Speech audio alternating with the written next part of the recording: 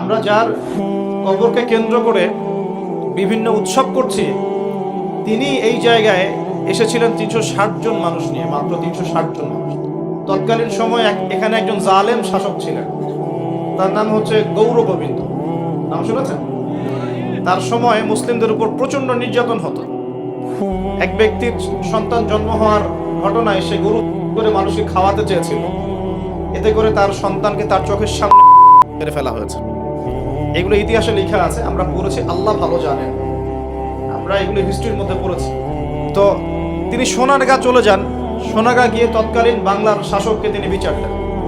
তিনি কিছু ফোর্স পাঠান, সাথে পাঠিয়ে দেন এই ইয়েমেন থেকে আগত এই যে শাহজালাল রাহিমাহুল্লাহ এবং তার 360 জন। প্রথমে ছিল 210 জন। রাস্তায় আস্তে আস্তে আস্তে আস্তে দাওয়াতি কাজ করতে করতে করতে করতে আরও বেশ কিছু অনুসারী তার হন, তার হাতে বায়াত গ্রহণ করেন এবং 360 জনের একটা বাহিনী তিনি গঠন করেন। শুধু আধ্যাত্মিকত্বেই তিনি আল্লাহর মারেফতওয়ালা মানুষ ছিলেন এমন নয়, বরং চলতি পথে মানুষকে দাওয়াতও দিয়েছেন। এক পর্যায়ে রাজা গৌর গোবিন্দের বিরুদ্ধে সশস্ত্র যুদ্ধও করেছেন।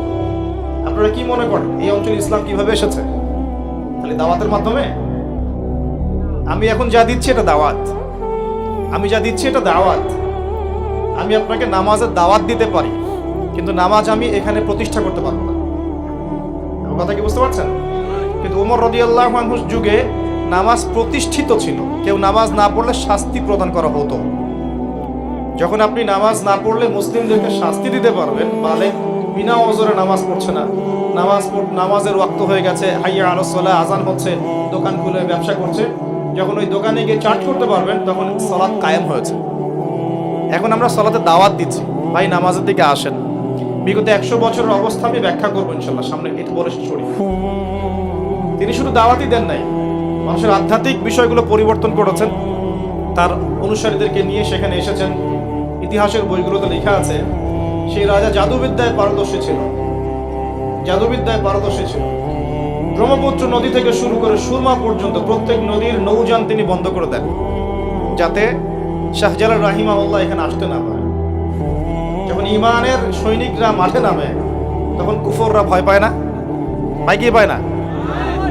তো তারাও ভীত ছিল তখন, কারণ যখন আপনি জুলুম করবেন কারোর উপরে না, তখন অটোমেটিকলি আপনার মনের মধ্যে একটা ভয় কাজ করবে।